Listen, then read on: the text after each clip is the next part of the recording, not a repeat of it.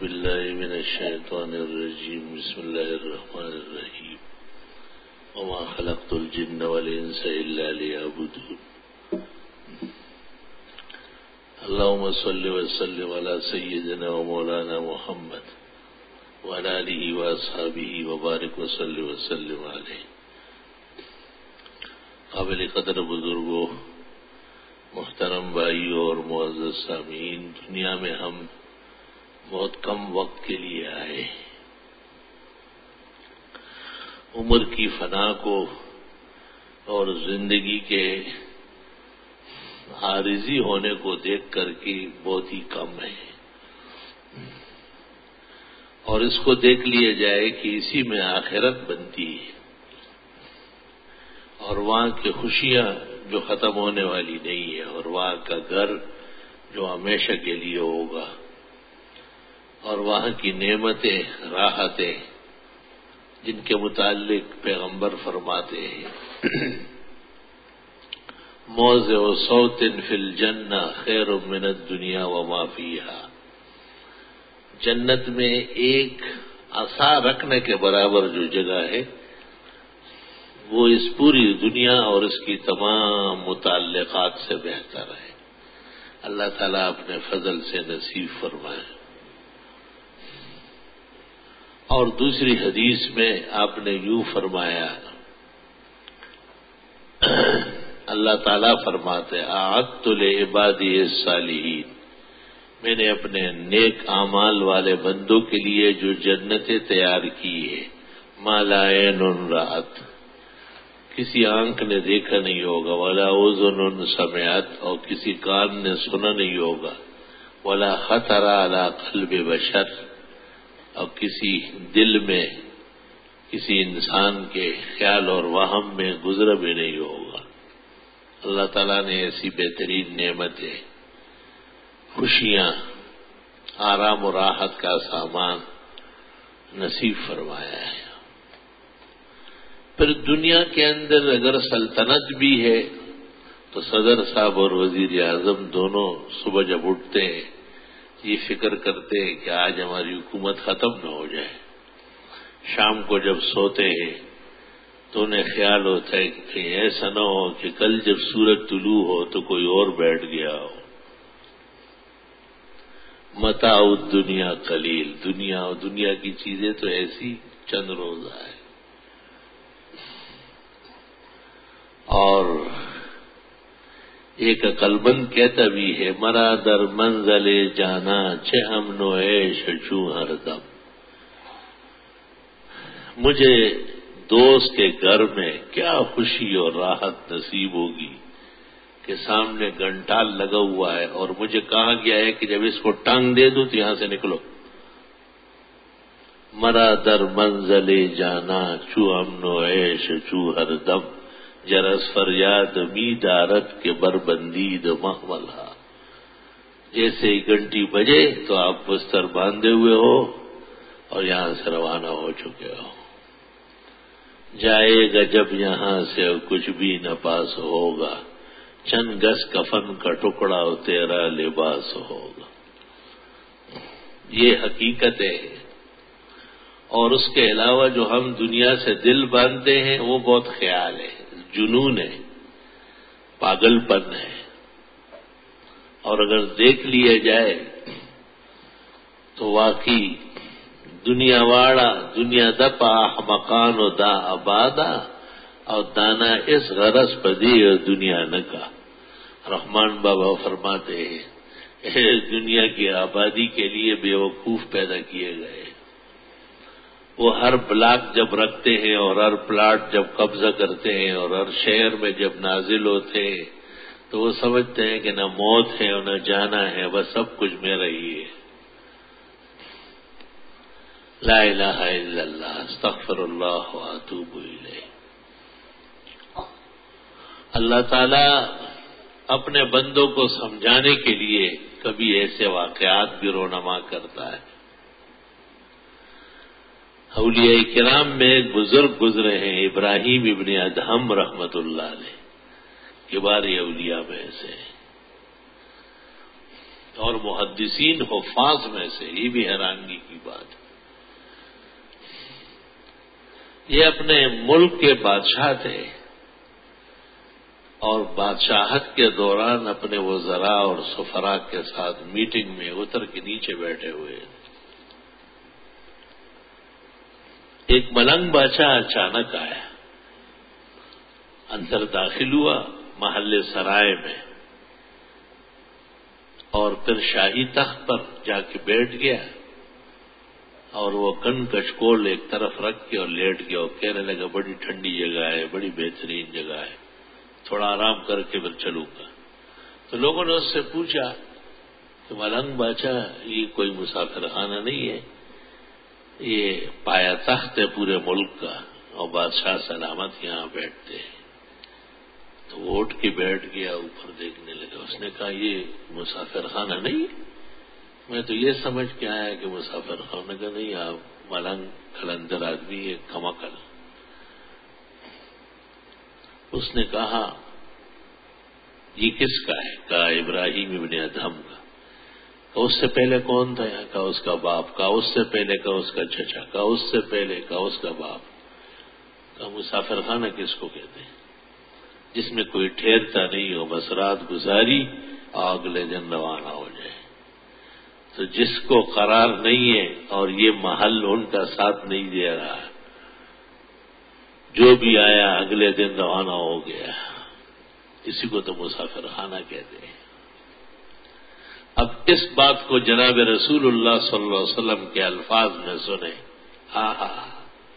آپ کیا شان سے کہتے ہیں، مالی ولد دنیا، مجھے دنیا سے کیا سروکار ہے، انی کرجل غریب یستظل تحت الشجرہ ثم راہانہا وترکہا، رواہ مسلم۔ فرمایا میرا دنیا سے کیا تعلق ہے، میری مثال اس مسافر کی ہے جو ایک راستے سے گزرتا ہو، تپش ہو، حرارت ہو، گرمی کا موسم ہو، اور ایک درخت کے چھاؤں میں تھوڑی دیر کے لیے آرام کرے اور پھر وہاں سے روانہ ہو جائے۔ تو دنیا میں کون رہے گا جب پیغمبر خود فرماتے ہیں کہ یہ تو مسافر خانہ ہے، سفر جاری ہے، اور جب آخری مقام جنت الفردوس کو مومن پہنچے تب جا کے اسے کمال مسرت اور خوشی حاصل ہوگی۔ اور اس تھوڑی سی دیر کے لیے اور چند مہینے اور سال اور برسوں کے لیے اس قدر دیوانگی اور حیرانگی کے احوال پیدا کیے جاتے ہیں کہ عقل مند آدمی دنگ رہ جاتا ہے۔ اور واقعی عقل یہی ہے کہ آخرت کی تیاری کی جائے۔ میں نے جو آیت پڑھی اس میں اللہ فرماتے ہیں وما خلقت الجن والانس الا لیعبدون، میں نے جن اور انس کو خالص اپنی عبادت کے لیے پیدا کیے۔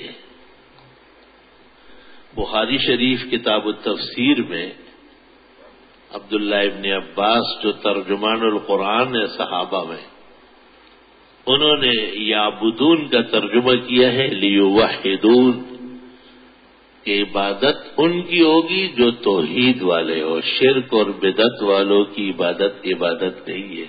انما المشرکون نجس، اللہ فرماتے شرک کے مرتکب پلیت اور گندے، فلا یقرب المسجد الحرام بعد عامہم ھذا، حرم شریف تک آنے کے اہل نہیں ہے، وہ پاکوں کی جگہ ہے۔ ان اللہ لا یغفر ان یشرک بہ، اللہ تعالیٰ شرک کو معاف نہیں کرتا، ویغفر ما دون ذلک لمن یشاء، اور اس کے علاوہ جتنے گناہ ہیں اللہ معاف فرما دے گا۔ گناہ کو تو گناہ سمجھا جاتا ہے، کسی نے قتل کیا ہے لیکن اس کو پتا ہے کہ جو قتل کرے گا ومن یقتل مؤمنا متعمدا فجزاؤہ جہنم، اس کی سزا جہنم ہے، خالدا فی، ہمیشہ رہے گا، وغضب اللہ علیہ، اللہ کا غضب ہے اس پہ، ولعنہ، لعنت ہے، وَأَعَدَّ لَهُ عَذَابًا عَظِيمًا، اور بڑا عذاب اس کے لیے تیار کیا ہے۔ دنیا میں قاتل کو اس لیے مارا جاتا ہے شریعت کے مطابق، لوگ مل کر کے مارے اس کے کوئی احکام نہیں ہے۔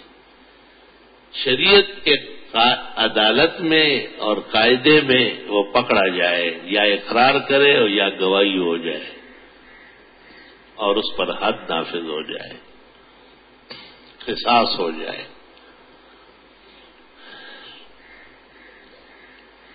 اس میں اماموں کا اختلاف ہے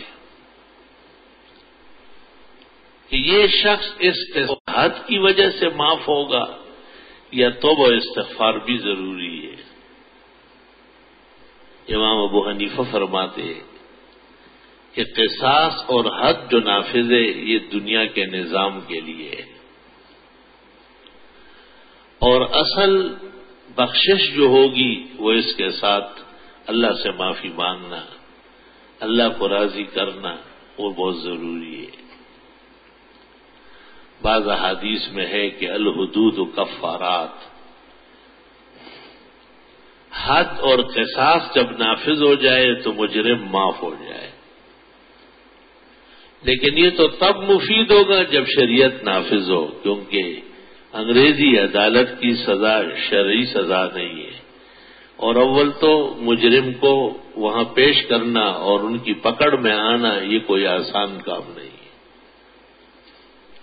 اس میں اتنی پیچیدگی ہے، اور قاتلین اور مجرمین کے لیے اتنی چھوٹ ہے،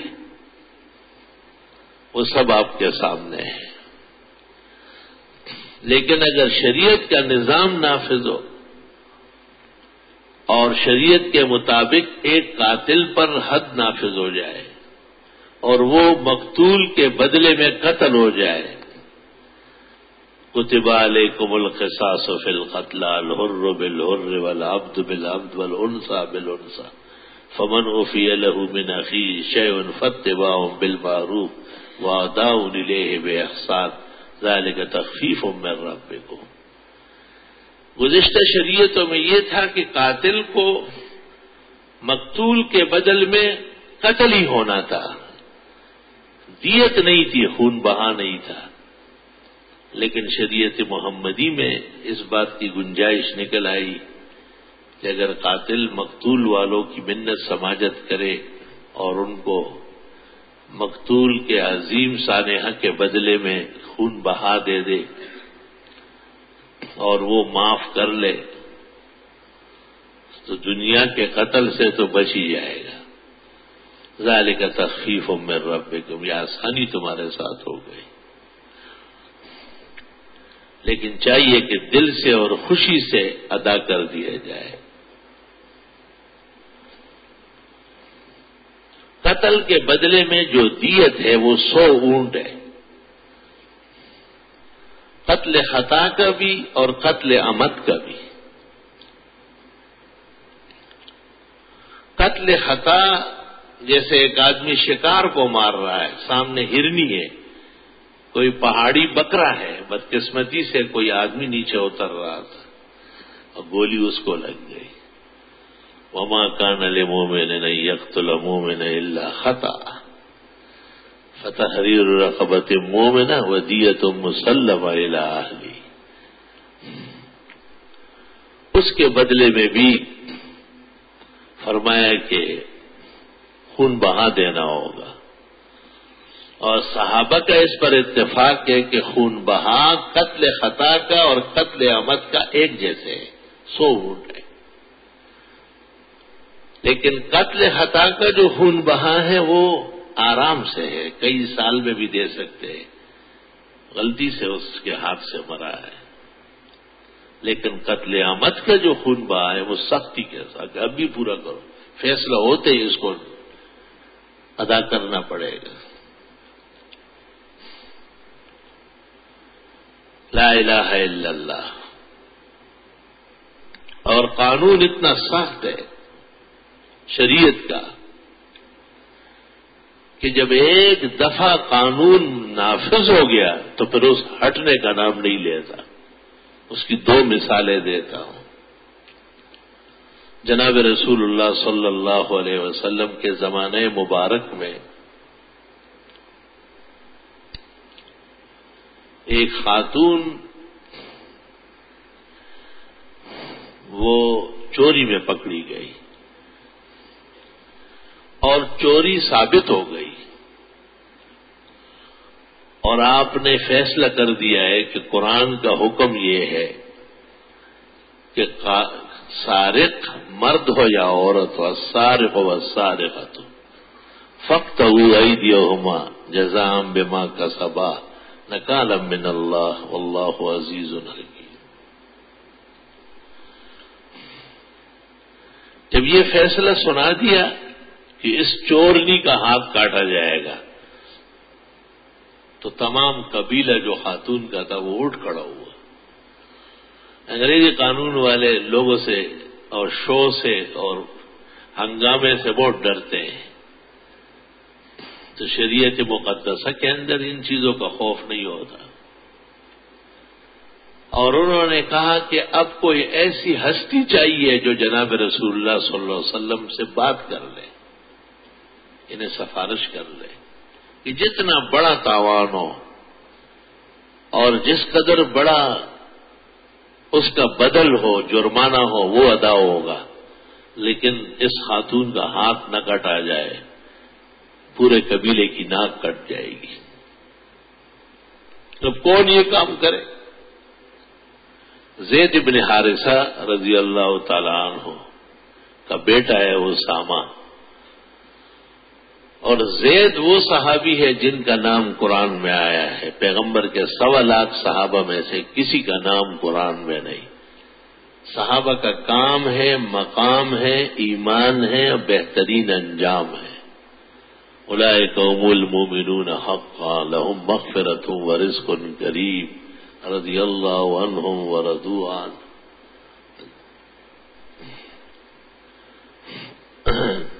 لیکن نام صرف حضرت زید کا ہے۔ وہ عجیب بات ہے کہ اتنا محترم نام ہے لیکن مسلمانوں میں اس کا وقوع کم ہے، کم نام رکھے، حالانکہ زید نام زیادہ ہونا چاہیے۔ فلما قضى زید منها وطرا زوجناکا، زید نام لے کر رب العزت نے اس کا ذکر کیا، وہی میں زید آیا ہے۔ اللہ،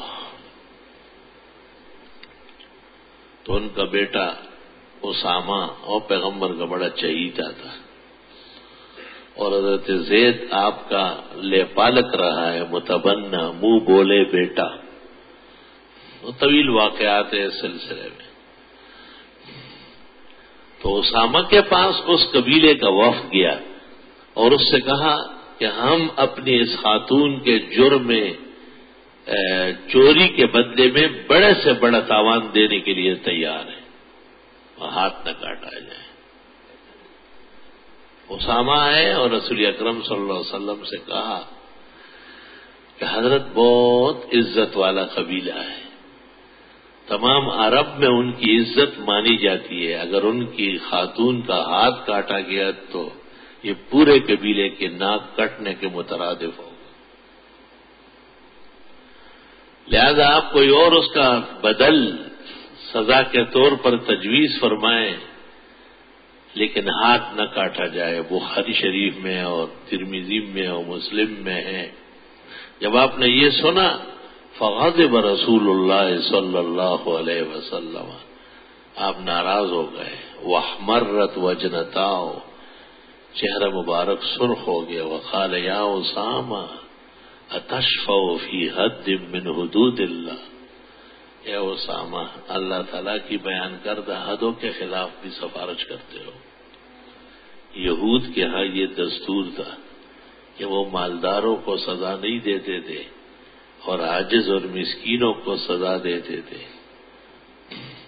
یہ تو اس قبیلے کی فاطمہ ہے، لو سرقت فاطمہ بنت محمد اعاذہ اللہ منہ لقطعت یدہا، اگر غامدیہ قبیلے کی فاطمہ کے بجائے حضرت محمد صلی اللہ علیہ وسلم کی بیٹی فاطمہ بھی مرتکب ہو جاتی، اس کا ہاتھ بھی کٹا دیتا۔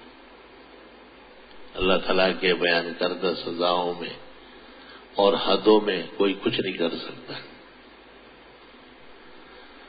سر تسلیم خم کرنا پڑتا ہے. اسلامی آئین کو اس لیے روکا جاتا ہے. عجیب بات کہی گئی ہے کہ پاکستان کی 99% آبادی مسلم ہے اور 60-65 سال کا عرصہ گزر گیا. یہاں تک کہ اب تو وہ مطالبہ بھی پرانا ہو گیا اور اس مطالبے کے خلاف بھی واویلا موجود ہے. 60 سال تک یہ کہا گیا کہ اسلامی آئین کی ضرورت ہے اور تمام لوگ مل کر کے بھی ہر طرح کے قانون کو لے آئے. انگریزوں کا مسلط کردہ قانون کو ہلا نہ سکے اور خدائی قانون کو نافذ کرنے کے لیے تیار نہیں ہوئے، کیونکہ زانی کہتے ہیں کہ میں سنسار ہو جاؤں گا اور چور کہتے ہیں کہ ہم تو آئے دن کی چوریاں کرتے ہیں، ہمارے تو یہ 2 ہاتھ ہیں اور یہ قاعدہ ہے کہ پہلی چوری میں ہاتھ کٹے گا اور دوسری چوری میں ٹانگ کٹے گی. تو ہم تو بالکل ہی لولے ہو جائیں گے. اس جرم کے اعتراف اور ارتکاب کی لذت میں پاکستان کے جرائم پیشہ عناصر اسلام کو آنے نہیں دے رہے اور جو لوگ اسلام کے نام پہ آگے بڑھ چکے تھے وہ بھی اپنے مدعا سے ہٹ چکے. انہوں نے بھی اپنے مفادات کو قبلہ بنایا اور آج وہ مطالبہ جس کے لیے ہندوستان کے طول اور عرض میں مسلمان سرگرم رہا بے تحقانی دی کہ ہم پاکستان بنائیں گے اور وہاں لا الہ الا اللہ کا نظام ہوگا. اللہ تعالیٰ نے دکھایا ہے ایک ملک سعودی عربیہ جس میں کلمے کا نظام نافذ ہے، کتنا بڑا اجتماع ہوتا ہے، کتنی خیریت سے ختم ہوتا ہے. ہر روز کعبہ میں اور مسجد نبوی میں اتنا بڑا اجتماع ہوتا ہے کہ پوری دنیا کے بڑے سے بڑے اجتماع اس سے بڑھ کر وہاں ہر طواف، ہر نماز، ہر جمعہ الحمدللہ اس سے طویل و عریض ہوتا ہے، لیکن امن قائم ہے، سکون قائم ہے، ہر شخص کو اپنی عزت و آبرو کا تحفظ حاصل ہے کیونکہ عدالتوں میں قاضی بیٹھے ہیں اور اسلامی فقہ کے مطابق ان کے فیصلے ہیں. اللہ رب العالمین نے اس سرزمین کو مسلمانوں کا امام اور مقلد اور مقتدا بنایا ہے. اللہ نے انہیں دنیا کی بھی عزت عطا فرمائی، مالداری میں بھی کوئی ان کا ہمسر نہیں ہے. بڑے بڑے امریکی اور برطانوی ان کے مقروض ہوتے ہیں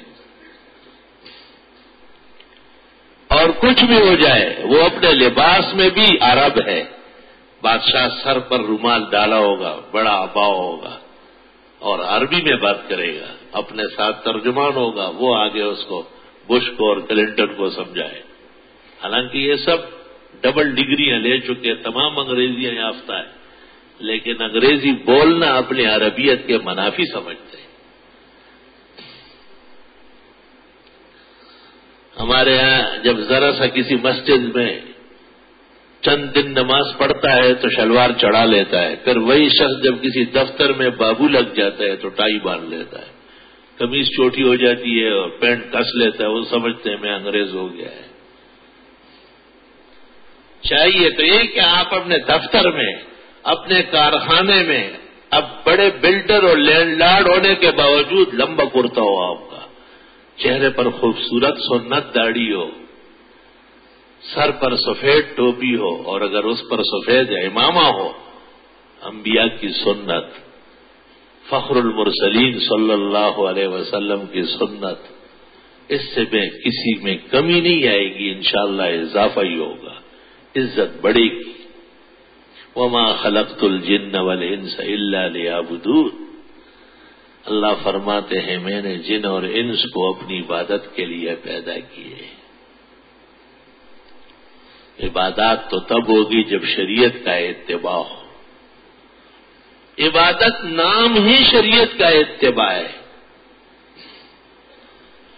وقت ہوا تو نماز فرض ہے، وقت نکل گیا تو نماز قضا ہے. وقت داخل ہوا تو اذان دی جاتی ہے، وقت سے پہلے اذان غیر معتبر ہے، اتباع ہے. سورج نکل آیا تو نفل پڑھ سکتے ہیں، سورج نہیں نکلا تو نفل پڑھنا جرم ہے، گناہ ہے، زندقت ہے. شریعت نام اتباع کا ہے. قل ان کنتم تحبون اللہ فاتبعونی یحببکم. جناب رسول اللہ صلی اللہ علیہ وسلم جو شریعت لے کے آئے ان کا اتباع یہی عبادت ہے. عید کا دن ہوتا ہے اور حکم ہے کہ فجر سویرے اور اپنے محلے کی مسجد میں پڑھو اگر وہاں اہل عقیدہ ہے، کہیں شرک اور بدعتی نہ ہو. سویرے اٹھے، تیاری کرے. لیکن عجیب بات ہے کہ عید کے دن نہ اشراق کی 2 رکعت ہے نہ چاش کی 4 رکعت ہے، اور نہ نماز عید سے پہلے قسم قسم کے نوافل، نہ مسجد میں نہ عیدگاہ میں. کیوں؟ عید کی نماز کے احترام میں، عید کی نماز کی عظمت میں، جلالت میں. اب یہ نہ پڑھنا یہ عبادت ہے، جبکہ اس سے ایک دن پہلے اور ایک دن کے بعد اشراق کی 2 رکعت ایک حج اور عمرے کے برابر ہے. میں نے آج صبح کی گفتگو میں کہا کہ دیکھو، بلکہ رات کی گفتگو ہے کہ حج تو 3-4 لاکھ سے کم کا ہوتا نہیں ہے، اور دکے علیحدہ کھاؤ، سفر علیحدہ کرو، اور عمرہ بھی لاکھوں تک پہنچ چکا ہے. صرف سورج نکلنے کے بعد آپ 2 رکعت اشراق کی پڑھ لیں. خدا کے قانون میں اور اللہ کے رسول کی نظر میں اس دن آپ ایک حج اور ایک عمرے کا ثواب حاصل کر چکے. اگر آپ کو سارا جہان حاجی کہے، عمرے والا کہے، اس سے کیا بنے گا؟ آپ کو 4 آنے نہیں ملیں گے، اس سے ایک نیکی نہیں بڑھتی. لیکن پیغمبر جب ترمذی کے حدیث میں فرماتے ہیں کہ جس نے فجر کی نماز جماعت سے پڑھی پھر ذکر و شغل میں منتظر رہا یہاں تک کہ جب سورج نکل آیا، کھڑے ہو کر 2 رکعت پڑھی، فلہو کا حج و عمرہ تامۃ تامۃ تامہ، پورا پورا پورا حج اور عمرے کا ثواب ملے گا. پتہ چلا کہ یہ جو انتظار کیا ہے کوئی نفل نہیں پڑے، یہ اتباع ہے، اتباع ہے. سورج نکل رہے ہیں اور آپ پڑھ رہے ہیں، حدیث میں ہے یہ شیطان کا پوجا ہے. اور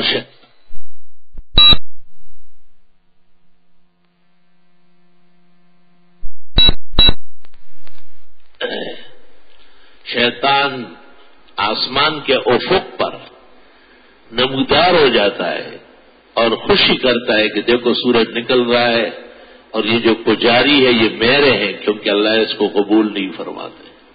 اس لیے علماء کہتے ہیں کم از کم 7 منٹ ٹھہر کے پڑھو. بہتر تو یہ کہ 20 منٹ بعد پڑھی جائے، کسی کو جلدی ہے تو 7 منٹ بعد پڑھ سکتے ہیں. حضرت اقدس ولی الاولیاء و سلطان الہند معین الدین چشتی سنجری نے ایک کتاب لکھی ہے، اس کا نام ہے دلیل الطالب. اس میں 60 دلائل قائم کیے کہ فجر کی نماز جماعت سے پڑھ کر انتظار کرے سورج نکلنے تک، اس کو یہ ثواب ملتا ہے حج اور عمرے کا. شیخ کی یہ ایک رائے ہے. اور محدثین و فقہا کہتے ہیں کہ اگر کسی عذر سے اٹھ کے چلا گیا گھر، جہاں ہو وہاں پڑھ لے، اور یہ حضرت عمر سے ثابت ہے. مطلب میرا یہ کہ اتباع میں عمل کا بظاہر بڑا ہونا ضروری نہیں ہے. اتباع میں عمل چھوٹا ہو مگر شریعت کے مطابق ہے، ثواب پورا ملے گا. پاکستانی کرنسی اتنے بڑی بڑی گڈیاں بنا لے آپ، اور اس کے سامنے ڈالر اور پاؤنڈ چند رکھ لے وہ اس سے بھاری ہو جاتے ہیں. عالمی قیمت ان کی زیادہ ہے. سونا اور چاندی دونوں وزن ہوتا ہے تولوں میں, قیراتوں میں, لیکن سونے کی قیمت بہت آگے نکل گئی, چاندی نیچے رہ گئی. اب دیکھو بخاری شریف میں ہے جس شخص نے مومن کا جنازہ پڑھا فلہو قیراتن, اس کو 1 قیرات ملے گا, اور جو قبرستان تک ساتھ چلا گیا اس کو 2 ملیں گے. 1 قیرات جیسے ایک چٹان, لیکن کل قیرات کا جبل احد, ہر قیرات آخرت میں جب ثواب ملے گا احد پہاڑ کے برابر ہو. اتباع کے بعد عمل بڑھ جاتا ہے, اور بغیر اتباع کے عمل نہیں بڑھتا. والذین اتخذوا مسجدا ضرارا وکفرا وتفریقا بین المؤمنین وارصادا لمن حارب اللہ ورسولہ من قبل.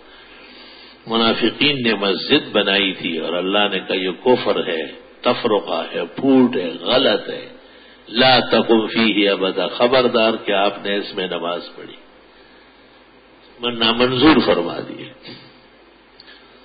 اور وہی لوگ طہارت کی کچھ کوشش کرتے تھے تو فرمایا فیہ رجال یحبون ان یتطہروا.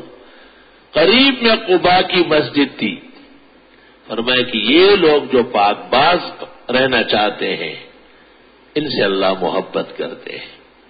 تو ایک طرف عمل کتنا بڑا ہے لیکن بے اتباع ہے, شریعت کے خلاف ورزی کے مقاصد میں مسترد کر دیا گیا. اور دوسری طرف چھوٹا سا عمل ہے لیکن پسند فرما دیا گیا. اصل اتباع ہے, اتباع عبادت ہے. وما خلقت الجن والانس الا لیعبدون. ظہر کی 4 رکعت فرض ہے, عصر کی 4 رکعت فرض ہے, عشاء کی 4 رکعت فرض ہے, مغرب کی 3 ہے اور فجر کی 2 ہے. اگر فجر کی 2 کی جگہ کوئی 2 ساتھ ملا کے پڑھے اور قصدن پڑھ لے تو ائمہ کہتے ہیں کالعدم ہے. آخری قاعدہ فرض غیر فرضی فقہی بحث ہے اپنے محل میں. اور مغرب کے 3 کے ساتھ اگر کوئی 4تھی رکعت پڑھ لے تو گناہ کا مرتکب ہے, اتباع کے خلاف ہے, ابتداء ہے, یعنی بدعت نکالنا ہے. سوال یہ کہ 4تھی رکعت میں یہ اللہ اکبر کہے گا, 4تھی رکعت میں الحمد پڑھے گا, 4تھی رکعت کے رکوع میں سبحان ربی العظیم پڑھے گا, سجدے میں سبحان ربی الاعلیٰ, یہ سب کالعدم کر دیے گئے کیونکہ یہ اتباع نہیں ہے, یہ اتباع کے خلاف ورزی ہے. اور مومن دنیا میں بھیجا گیا ہے وما خلقت الجن والانس الا لیعبدون. میں نے تو جنات کو اور انسانوں کو پابند کیا ہے کہ میری عبادت معلوم ہوتی ہے, عبادت من گڑت نہیں ہوتی. ذکر و تسبیح عبادت ہے, تلاوت عبادت ہے, نوافل عبادت ہے, خیر خیرات کرنا عبادت ہے, وفا کرنا عبادت ہے, وعدہ پورا کرنا عبادت ہے, امانات سے پیش آنا عبادت ہے, عفت اور پاک دامنی بچا کے رکھنا عبادت ہے, حجاب شرعی اور پردے کا اہتمام عبادت ہے. اور آپ دیکھتے رہے کہ اس میں خلاف ہو جائے تو کتنی ناراضگی. ابو داؤد کی حدیث میں جناب رسول اللہ صلی اللہ علیہ وسلم فرماتے ہیں کہ ایک خاتون جب بناؤ سنگار کر کے بغیر حجاب کے گھر سے نکلے اور پرائے لوگ اس کو دیکھتے ہو, فہیہ قضا و قضا و قضا, اے زانیہ زانیہ زانیہ, یہ بدچلن ہے, بدچلن ہے, زناکار ہو رہا. قوم کی بیٹیوں کو اور بہنوں کو حجاب کی دعوت دینا اور انہیں ستر اور پردہ دلانا یہ مومن کا فریضہ ہے. یہ واضح رہے کہ خواتین کا پردہ فرض کے درجے میں ہے، کیونکہ قرآن کی قطعی آیات موجود ہیں۔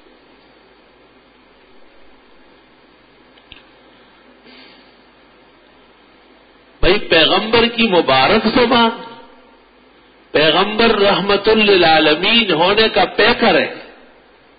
پیغمبر سے زیادہ بلند کردار و اخلاق کسی مخلوق کا نہیں ہو سکتا، لیکن اس خاتون پر اتنے ناراض ہے کہ کتنے شدید الفاظ میں ناراضگی ظاہر ہوئی، کیونکہ یہ شریعت کے حدود کے خلاف ورزی ہے، شریعت کی تعلیمات کے خلاف ورزی ہے۔ بخاری شریف میں ہے کہ ابو درداء رضی اللہ تعالیٰ عنہ نے ایک موقع پر مسجد میں تقریر کی اور لوگوں سے کہا کہ ایمان کے بعد اہم چیز تو نماز تھی، اور یہ کس طرح پڑھتے ہو؟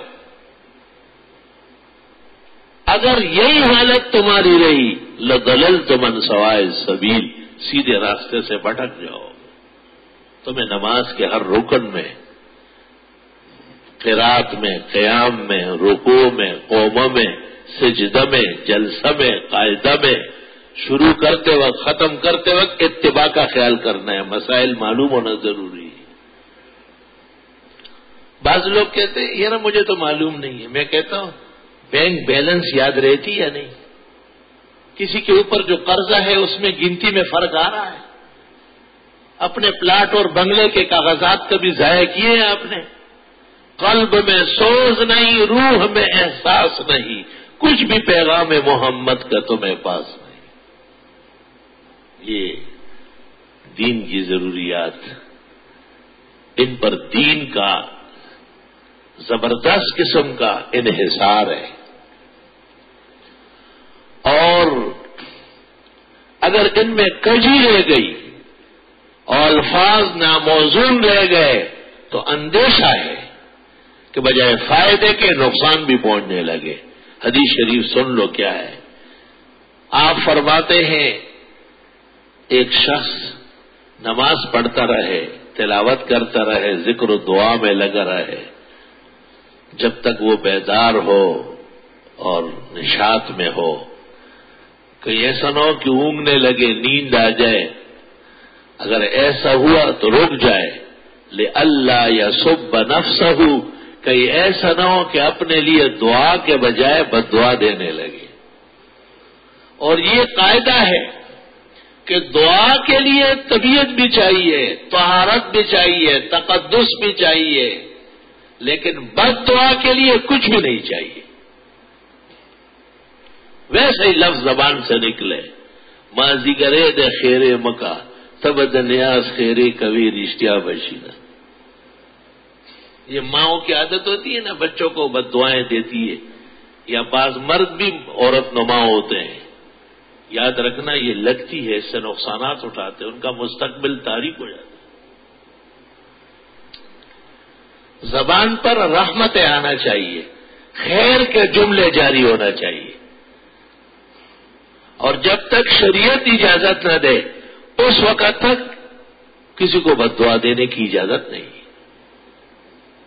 ہو سکتا ہے کہ وہ مستحق کے بد دعا نہ ہو اور آپ نے دے دی، اس کو اللہ بچا لے گا اور آپ کو لپیٹ لے گا، اس پر بھی حدیث موجود ہے۔ اس لیے علماء دین فرماتے ہیں بڑے سے بڑے مجرم کو لعنت نہ کی جائے، کیونکہ لعنت منتہا بد دعا۔ لعنت کا مطلب یہ ہے کہ اس شخص کو رحمت الہی سے بالکل دور کر دیا جائے۔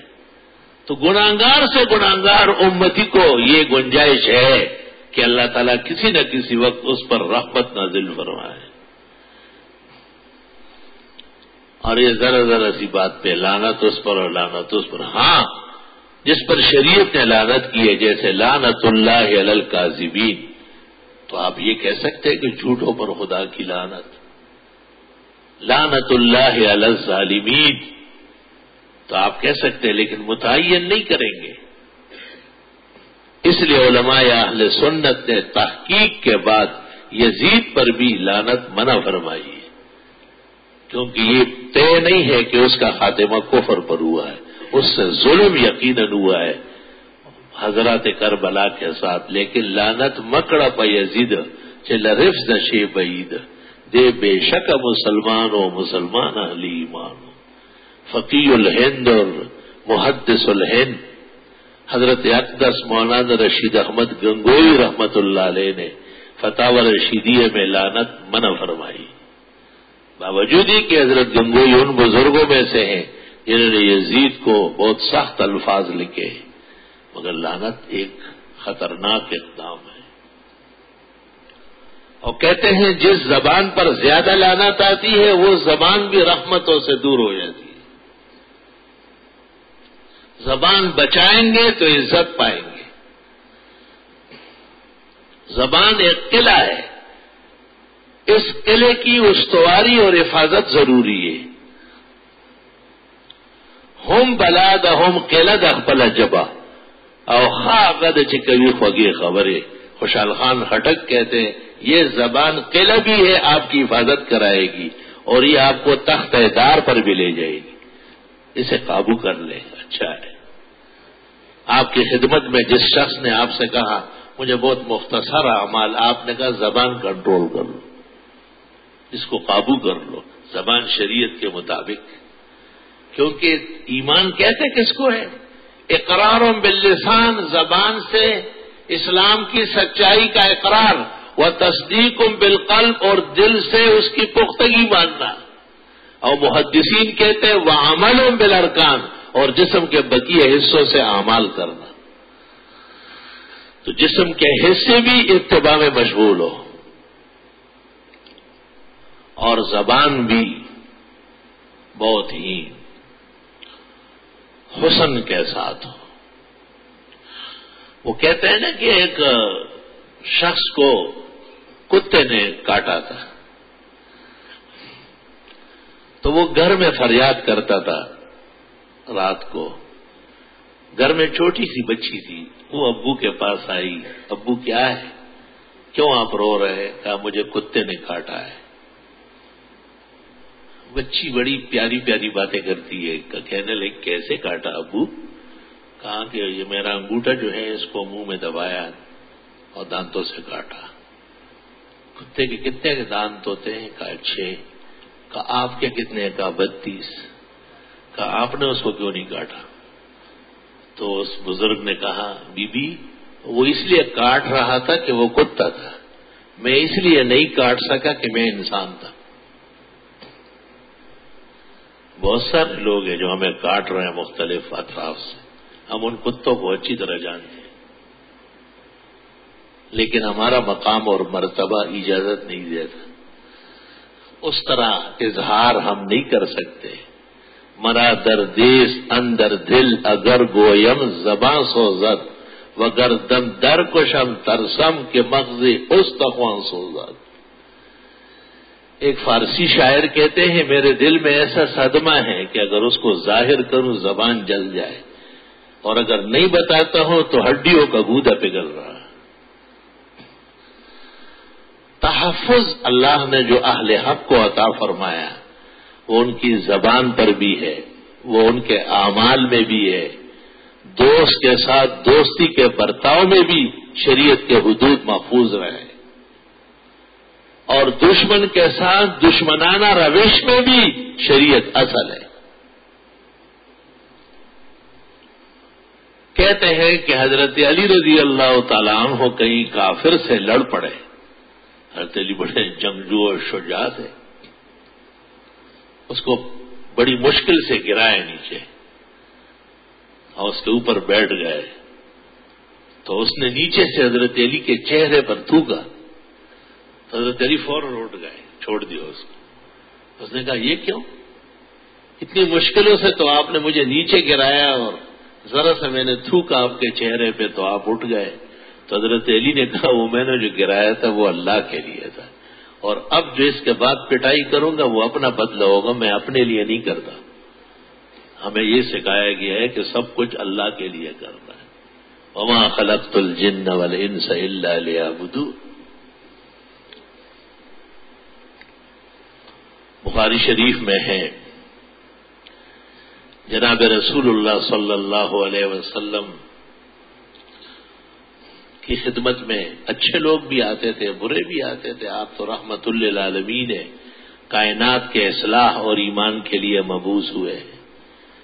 بعض منافق اور بعض یہود آپ کو اذیت پہنچاتے تھے اور وہ آپ کو کہتے تھے السلام علیک.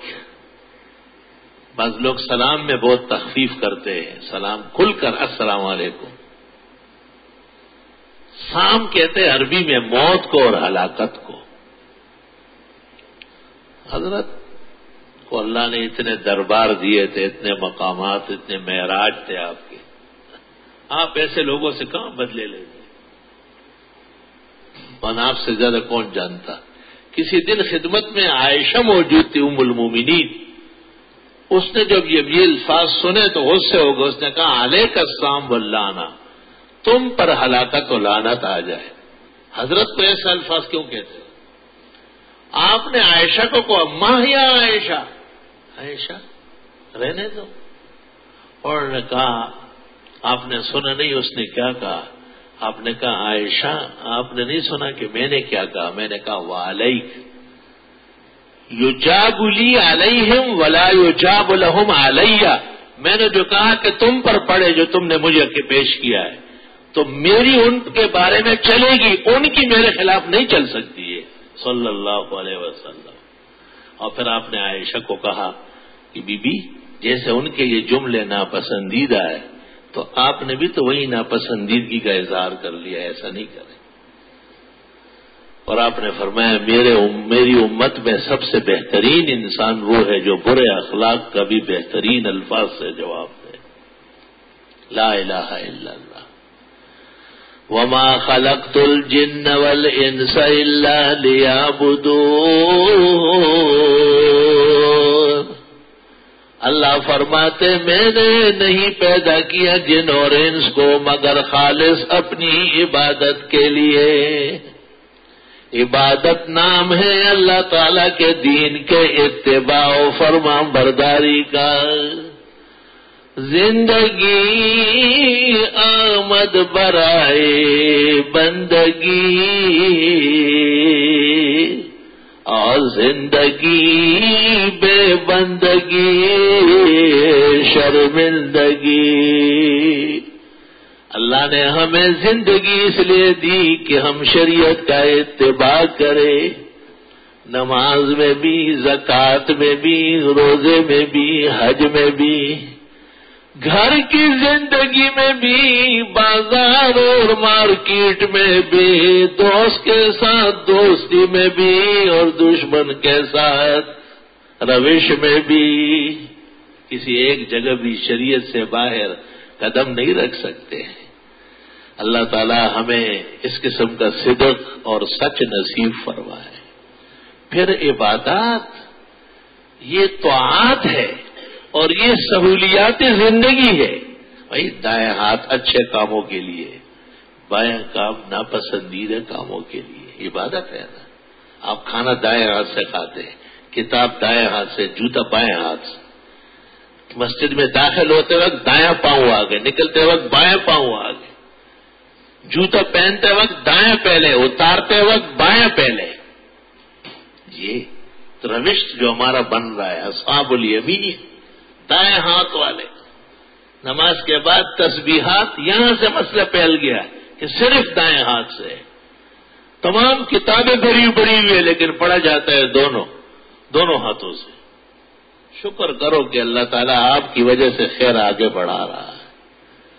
حدیث شریف میں ہے کہ کسی کے مسئلے پر کسی نے عمل کیا تو یہ جس کی وجہ سے مسئلہ آگے بڑھا ہے اللہ اس کو بھی ہمیشہ اجر عطا فرمائے گا. الدال علی الخیر کفاعلہ. اللہ اس لیے فرماتے کہ میں نے تو تمہیں اپنی عبادت کے لیے بھیجا ہے اور عبادت کی بنیاد توحید ہے. اس لیے ابن عباس نے کہا لیوحدون. اور عبادت کا جو سلیبس ہے، شیڈول ہے، وہ محمد الرسول اللہ صلی اللہ علیہ وسلم کی سنت ہے جس کا بہترین آئینہ اور قانون فقہ ہے. اللہ کل عالم کے مسلمانوں کو پورے دین پر عمل کی توفیق عطا فرمائے. وآخر دعوانا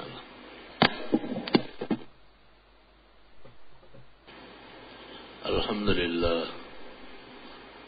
لله حمدا كثيرا وسبحان الله بكرة وأصيلا الله أكبر كبيرا أشهد أن لا إله إلا الله وحده لا شريك له وأشهد أن سيدنا ومولانا محمد أحمد وعلى آله وأصحابه وبارك وسلم عليه أما بعد فيا أيها الناس وحدوا الله فإن التوحيد رأس الطاعات واتقوا الله فإن التقوى ملاك الحسنات عليكم بالسنة فإن السنة تهدي إلى الإطاعة ومن أطاع الله والرسول فقد رشد واهتدى ومن يعص الله ورسوله فقد ضل وغوى وإياكم ومحدثات الأمور فإن كل محدثة بدعة وكل بدعة ضلالة وكل ضلالة في النار.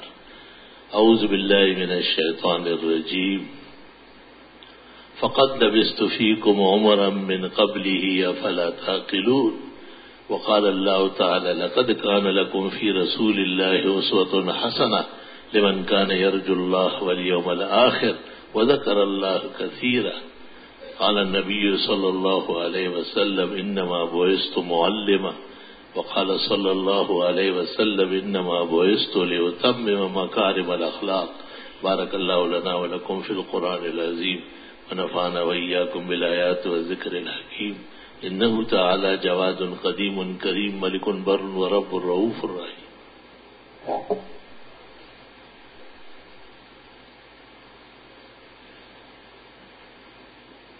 أحمدك حمد الحامدين وأشكرك شكر الشاكرين. اللهم صل وسلم على نبيك الأمين ورسولك الكريم وعلى آله وأصحابه أجمعين. أما بعد فقد قال النبي صلى الله عليه وسلم لو كنت متخذا خليلا غير ربي لاتخذت أبا بكر خليلا ولكن خلة الإسلام أفضل. وقال صلى الله عليه وسلم لو كان بعدي نبي لكان عمر. وقال لعثمان استحيت منك ملائكة الرحمن. وقال لعلي أنت مني بمنزلة هارون بموسى إلا أنه لا نبي بعدي. وقال صلى الله عليه وسلم لا تسبوا أصحابي فإن أحدكم لو أنفق مثل أحد ذهبا ما بلغ مد أحدهم ولا نصيفا. إن الله يأمر بالعدل والإحسان وإيتاء ذي القربى وينهى عن الفحشاء والمنكر والبغي يعظكم لعلكم تذكرون.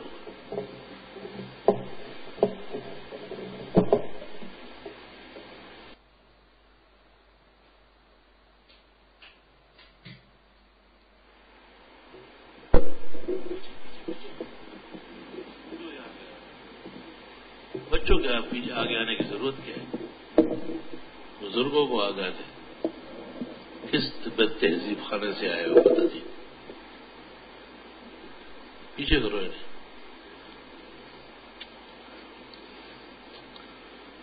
بسم اللہ الرحمن الرحیم. جو حضرات آگے بڑھ رہے ہیں وہ نمازیوں کا خیال رکھیں.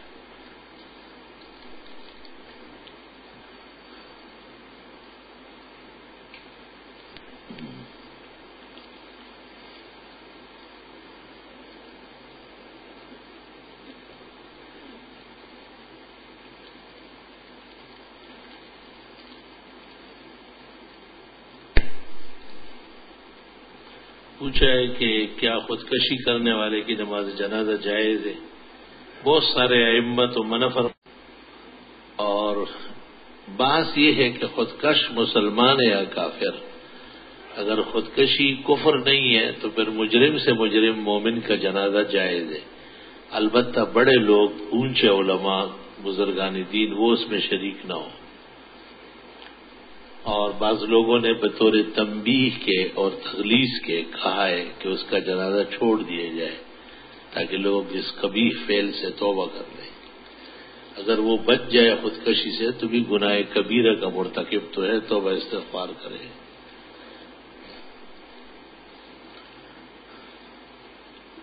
آج کل ہمارے نوجوان کرکٹ کی طرف بہت زیادہ مائل ہو رہے ہیں. وہ تو آپ ٹیلی ویژن پہ اس کو جو دکھائیں گے وہی کریں گے. آپ انہیں بخاری شریف اور ہدایت کے درس دکھائے تو اس کے عاشق ہو جائیں گے. اور آپ اسے کھلاڑیوں کے کھیل تماشے دکھاتے رہے، وہ تو چینلوں کے تابع ہے، خاص طریقے سے مغربی پروپیگنڈا اس قسم کی چیزوں کو آگے ابھار رہی۔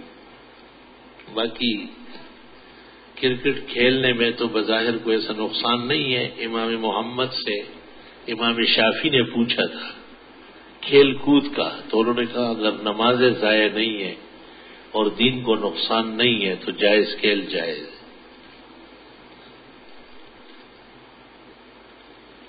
افسوس کی بات یہ ہے کہ بڑے درجات کے طلباء کو مسجد میں کرکٹ کی باتوں میں مشغول نظر آتے دیکھا ہے۔ بہرحال طلباء بھی انسان ہیں، انسانوں کی باتیں کرتے ہیں۔ اس امام مالک کے درس میں ہاتھی اور اونٹ کا قصہ ہوا ہے، موطا میں موجود ہے، تو طلباء کرکٹ کی باتیں کر سکتے ہیں، طلباء کے منہ پہ ایسی کوئی پابندی تو نہیں ہے، البتہ اس کو ضروری باتیں نہ سمجھے۔ اور یہ سب اساتذہ اور ناظم اور محتمم کی تعلیم و تربیت پر ہے کہ وہ طلباء کی تعلیم و تربیت سے غافل نہ ہو اور وقتاً فوقتاً انہیں کہے کہ وہ اپنے کام سے کام رکھیں۔ پوچھنا یہ تھا کہ مسجد کے اخراجات کے لیے چندہ کرنا درست ہے؟ تو بعض علماء کہتے ہیں مسجد کے لیے دوسروں کے آگے ہاتھ نہیں پھیلانا چاہیے۔ ہاتھ نہ پھیلاؤ، جولی پھیلاؤ، ہاتھ نہ پھیلاؤ، اس میں کیا آئے گا، چادر بچھاؤ۔ بخاری شریف میں ہے کہ حضرت صلی اللہ علیہ وسلم نے چندے کی اپیل کی اور پھر حضرت بلال نے چادر بچھائی اور اس میں خواتین نے مورکیاں اور ٹیکے، انگوٹھیاں، ہار یہ سب جمع کیے۔ دین کے کام اور خیر کے کاموں کے لیے چندہ کرنا عظیم عبادت اور ثواب ہے۔ حضرت سوال یہ کہ جب بارش ہوتی تو بارش کا پانی بلڈنگ کے باہر جو آتا ہے ماشاءاللہ سبحان لکھا ہوا ہوتا ہے تو اس میں ٹکرا کر زمین پر گرے، اس سے کوئی فرق نہیں پڑتا، دماغی توازن میں تیرا فرق ہے۔ سود کی مختصر تعریف، مال کے بدلے میں مال بغیر عوض کے، اس کو سود کہتے ہیں۔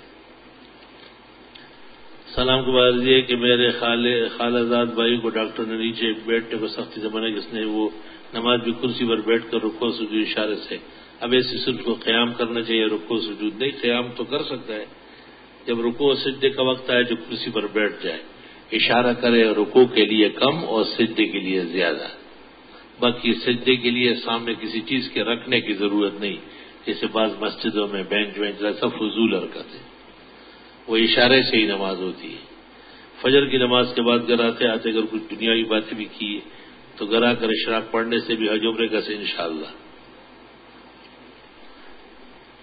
اس سال ایک سال کے بچے کو چھوڑ کر حج پر جایا جا سکتا ہے اگر معقول انتظام ہے اور بچہ خالہ یا اپنی نانی یا دادی کے ساتھ وہ مانوس ہو چکا ہے اور بچہ نقصان اس کو نہیں پہنچے گا، صحت کو تو خیر ہے، ورنہ فقہاء نے اجازت دی ہے کہ چھوٹے بچوں کے بڑے ہونے تک مائیں انتظار کر لیں۔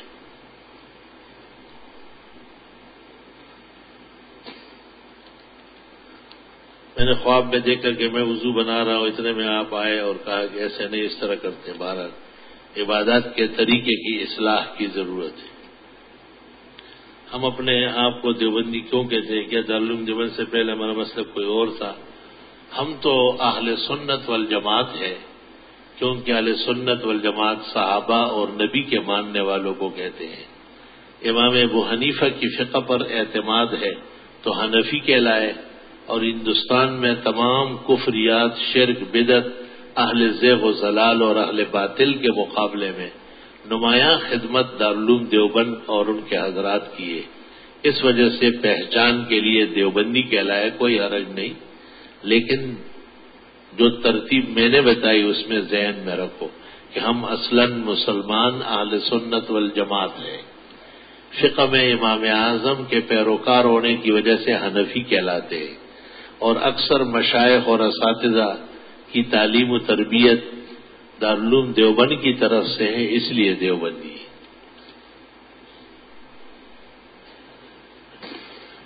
مرد کا ریشمی لباس پہننا حرام ہے، اگر کپڑا ریشمی اور کاٹن دونوں ہو تو جائز ہے۔ اللہ تعالیٰ صحت آمین، جزاکم اللہ۔ ہم مرنے والے مرنے والے کا سوئم دس وغیرہ نہیں کرتے، لیکن کیا غریب رشتے دار 3-4 جمعرات جمع ہو کر مرنے والے گھر قرآن پڑھ سکتے، کوئی حرج نہیں۔ کیا یہ بات سچ ہے کہ مرنے والے کے گھر کا کھانا کھانا دل سخت ہو جاتا ہے؟ یہ مشہور ہے، یہ کوئی حدیث نہیں ہے۔ جس کے ہاں میت ہوئی ہے ان کے گھر جو کھانا پکتا ہے مردے کے ایصال ثواب کے لیے، اگر یہ مسئلہ ہے کہ دل سخت ہوتا ہے تو پھر کس کو کھلائیں گے؟ وہ کون ہے جن کا دل سخت ہونا چاہیے؟ طلباء کو، مدرسے والوں کو، فقیر مسکینوں کو، کیا وہ سنگ دل ہوتے ہیں؟ سب سے زیادہ مہربان کریم رحیم وہ ہوتے ہیں۔ ہاں، طعام المیت یمیت القلب کا مطلب یہ ہے کہ ناجائز کھانا جیسے سوئم کا، چیلم کا، برسی کا، جمعراتوں کا، گریٹے کا، یہ حرام ناجائز تو ہے ہی بدعت، اس لیے وہ دل کو نقصان دے سکتا ہے۔ کسی بیمار کی صحتیابی کے لیے بکرے کے صدقے کی نیت کی، لیکن اس دوران کوئی بہت ضرورت مند شخص مل جائے تو کیا وہ رقم اس کو دینے صدقہ ادا ہو جائے گا یا بکرے کا صدقہ ضروری ہے؟ اگر اتنی ہی رقم اور اس ارادے سے کہ بھئی یہ مستحق اور مسکین زیادہ ہے، میرے خیال سے اللہ اس کے بدلے میں بلا ٹال لے گا اور بہتر ہوگا۔ ادھار دی ہوئی رقم کو بعد میں صدقے کی نیت کر سکتے ہیں۔ بندہ اپنے تمام گھر والوں کے ساتھ رہتا ہے، گھر میں ہر وقت ٹی وی اور گانے چلتے ہیں، گھر کا ماحول بہت خراب ہے، بچے بھی گانے اور ناچ سیکھ رہے ہیں اور ہر وقت ڈانٹ کھانے کی وجہ سے ضدی ہوتے جا رہے ہیں۔ اس صورتحال میں حضرت بندہ الگ گھر لے سکتا ہے؟ فقہا نے تو لکھا ہے کہ شادی کے ساتھ ہی بندہ اپنے علیحدہ گھر میں رہے، یعنی کمرہ اور باورچی خانہ علیحدہ ہونا ضروری ہے۔ علامہ علی شیر حیدری صرف مقرر و خطیب تھے یا محقق اور بڑے عالم بھی؟ سنا ہے کہ علوم پر بھی ان کی نظر تھی۔ ہمارے ساتھ تو کوئی ایسا معاملہ کبھی نہیں ہوا، یہاں تشریف لاتے تھے، بڑے ادب و احترام سے رہتے تھے، بہت نیک صالح تھے، لیکن میں نے سنا ہے کہ مولانا علی شیر حیدری کی نظر علوم میں وسیع تھی اور وہ عام طرز کے مقرر و خطیب نہیں بلکہ ایک محقق عالم بھی تھے۔ اللہ ان کو جنت الفردوس نصیب فرمائے۔ خدا آپ کو صحت تندرستی عطا کرے، آپ کی عمر دراز کرے، برکت آمین۔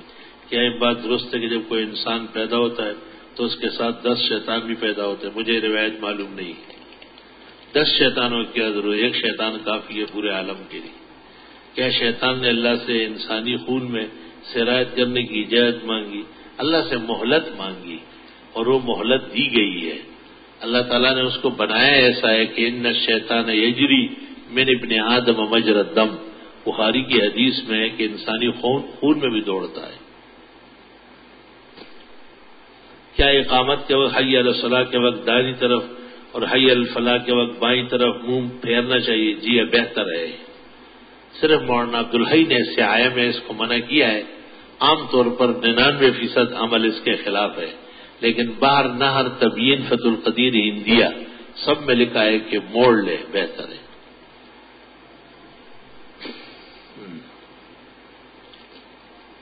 مفتی صاحب اللہ آپ کو عافیت مغفرت عطا فرمائے کہ آج اس دور میں اللہ نے ہمیں آپ جیسے عالم عطا کیا، آمین۔ میرے سوال ہے کہ احیاء العلوم جلد اول 305 میں ایک حضرت خضر نے حضرت محمد سے 10 وظائف سیکھ کر شیخ ابراہیم تیمی کو تعلیم کی ہے، اس کی برکت سے آپ کو محمد کو خواب میں زیارت نصیب ہوئی۔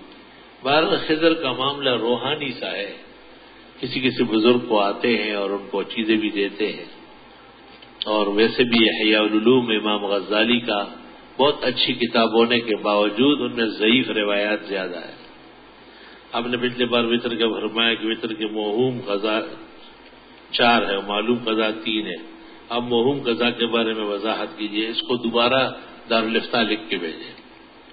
خضر کے بارے میں لوگ کہتے ہیں کب تک زندہ ہے، درست بات یہی ہے۔ والجمہور علی انہ حی، فتاوی حدیثیہ میں ہے۔ اگر کسی کو قطرے نکلنے کی بیماری ہو تو پاکی اور ناپاکی کا تصور بیان کیجیے۔ اگر کسی کو قطرے کی بیماری ہو تو اول تو علاج کرے، پھر وہاں روئی بھرے، پھر وقت سے پہلے وضو استنجا کرے، پھر اگر جماعت میں آتا ہے ویسے نہیں تو جماعت چھوڑ دے، پاک نماز پڑھنے کی کوشش کرے۔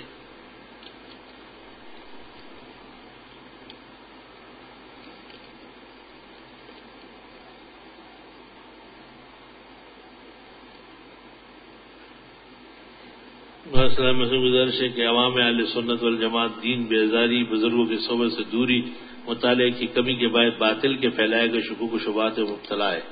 اکابرین امت حتیٰ کہ اکابر صحابہ کے بارے شکوک کرتے، اس سلسلے میں روافض ناصبی کے پراپیگنڈے کے برخلاف مسلک اہل سنت کی رائے اعتدال سے عدم واقفیت عوام کی گمراہی کا سبب ہے۔ آپ سے گزارش انہی لوگ کے پھیلائے گئے پراپیگنڈے کے رد کے لیے درج ذیل سوالات کے جوابات دے۔ آپ صلی اللہ علیہ وسلم کی ایک حدیث کا مفہوم اگر بات تو وہ عمر ہوتے۔ اس حدیث کا حوالہ مسند امام احمد اور فضائل عمر فتح الباری دونوں میں موجود ہے، درست اور صحیح روایت ہے۔ کیا یہ بات صحیح ہے کہ قصاص عثمان کے دعوے میں علی کے ایک صاحبزادے نے ایک صاحبزادے نے معاویہ کے موقف کی موافقت کی؟ یہ ایک تاریخی سرگزشت ہے۔ مشہور ہے روافض کے ہاں کہ حضرت حسن معاویہ کو حق پر سمجھتے تھے اور حضرت حسین دوسری رائے رکھتے، تو اجتہادی مسائل ہیں، اس میں آپ فریق کیوں بنتے ہیں؟ اور اس سلسلے میں عوام کا کیا کام ہے کہ وہ اس پہ پڑھ رہے ہیں؟ ہم اس قسم کے مسائل کے قضایا عوامی مجالس میں مفید نہیں سمجھتے ہیں۔ یہ بخاری اور ترمذی کے درس کے مسائل ہیں۔ کیا معاویہ نے حضرت علی کی خلافت کی بیعت کی تھی؟ بظاہر بیعت نہیں ہوئی۔ بٹ اور جھینگے کھانا کیسا ہے؟ بٹ تو درست اور صحیح ہے، صحیح طرح صاف ستھری بنی ہو تو معدے کے بہت امراض کا علاج ہے۔ باقی جھینگا مچھلی نہیں ہے، اس لیے فقہ حنفی میں حرام اور ناجائز ہے۔ صرف مکروہ کہنا کافی نہیں ہے۔ حضرت مولانا رشید احمد گنگوئی نے فتاوی رشیدیہ میں جھینگے کو حرام، ناجائز اور حشرات الارض اور کیڑا لکھا ہے، اس لیے اس کا کھانا مناسب نہیں، اس کو ترک کرنا واجب ہے۔ اور کم قسم مچھلی ہے کہ جھینگا کھانے لگ گئے کیا؟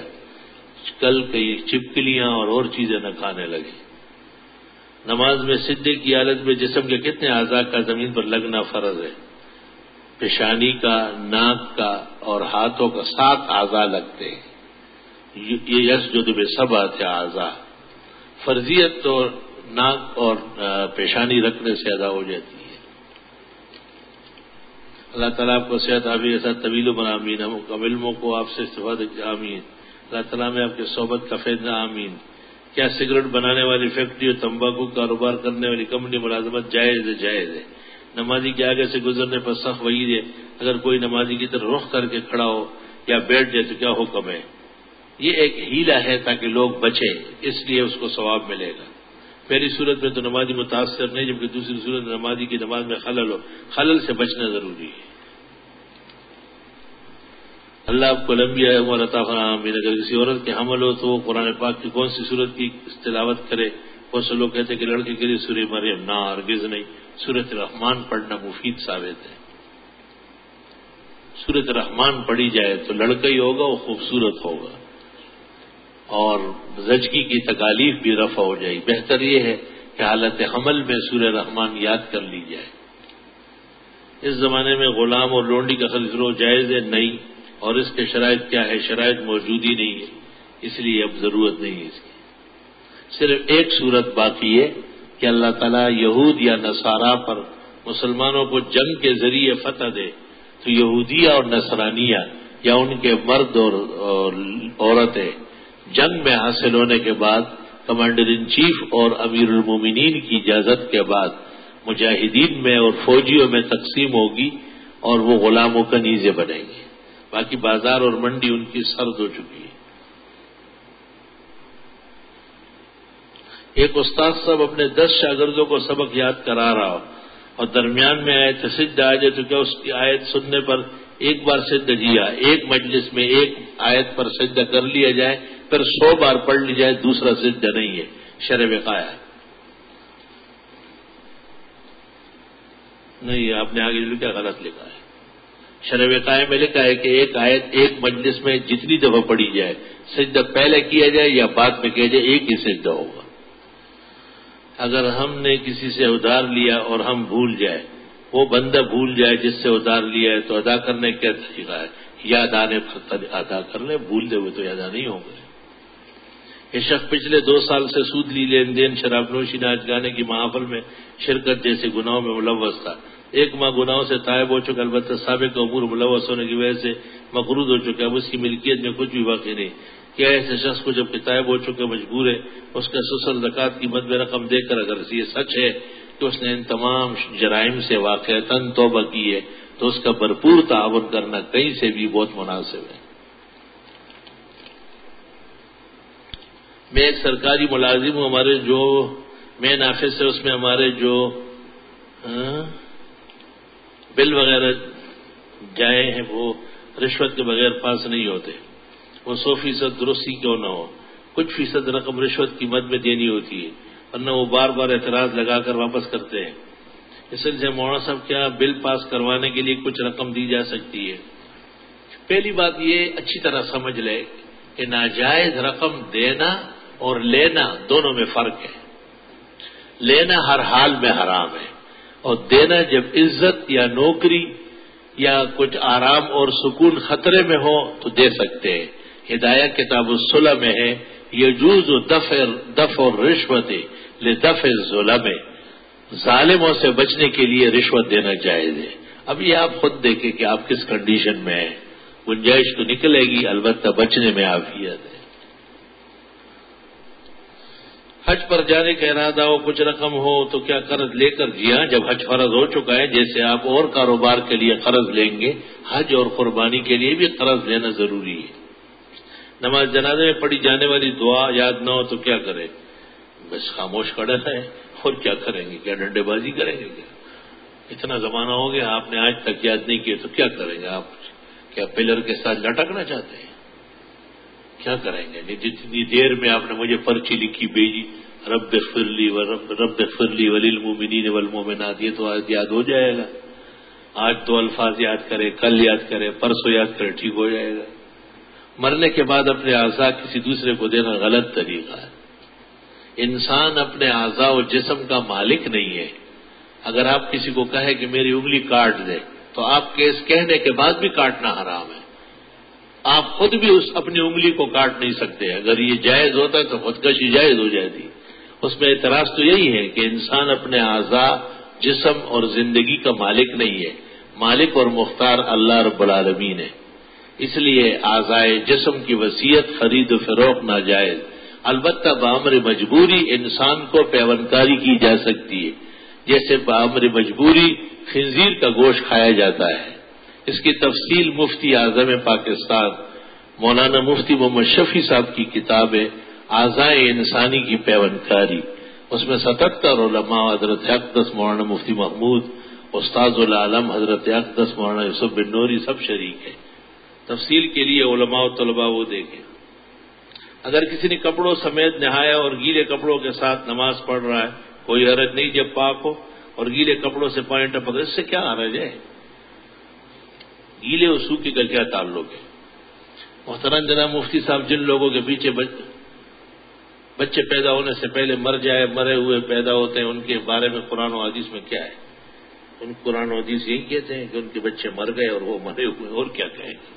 قرآن مردے کو زندہ نہیں کہتا. آپ پتہ نہیں کیا چاہتے ہیں.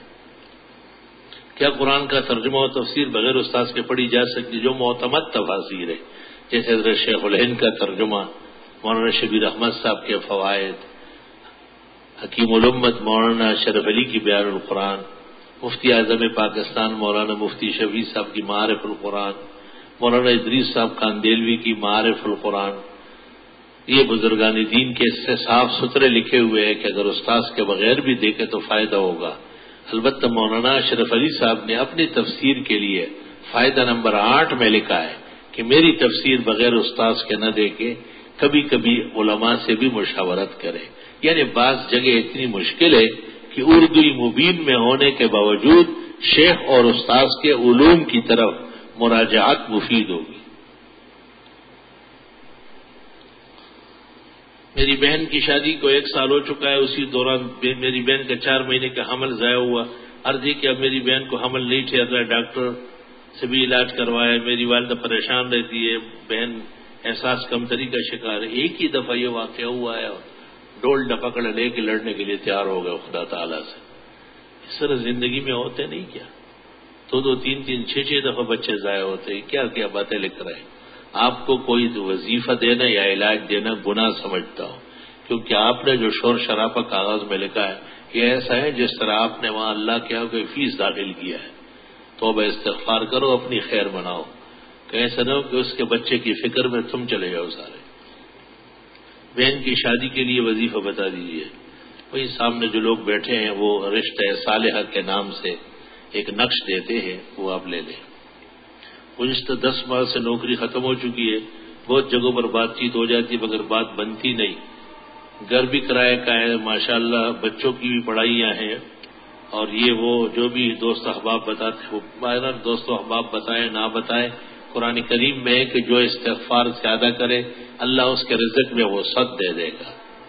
فَقُلْتُ اسْتَغْفِرُوا رَبَّكُمْ إِنَّهُ كَانَ غَفَّارًا يُرْسِلِ السَّمَاءَ عَلَيْكُمْ مِدْرَارًا، یہ دیکھیں، وَيُمْدِدْكُمْ بِأَمْوَالٍ وَبَنِينَ، مال دولت خزانے سب مل جائیں گے۔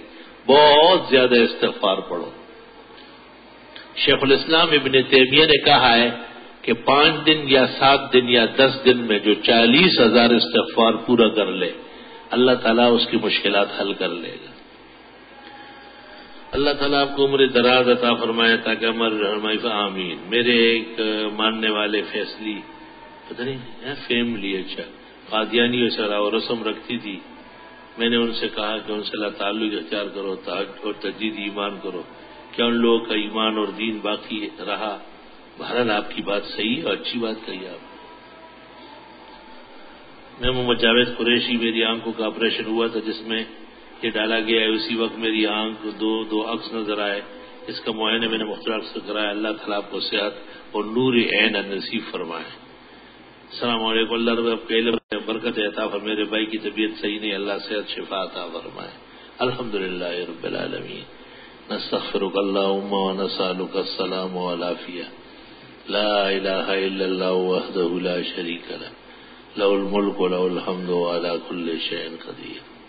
جن حضرات نے اپنی بیماریاں، دکھ، تکلیفیں، پریشانیاں ظاہر کی ہے، دعا فرمائے، اللہ سب کی دستگیری فرمائے، اللہ سب کو اپنے خزائن رحمت و احسان سے بہرمند فرمائے، بیماروں کو صحت دے، پریشانوں کی مدد فرمائے، بے روزگاروں کے رزق اور روزی میں برکت عطا فرمائے، دیگر شدائد و مصائب کے شکاروں کی حق تعالیٰ ان پر مرہم رحمت رکھے، مرہم عافیت عطا فرمائے، احسان اور مہربانیوں سے مالا مال فرمائے۔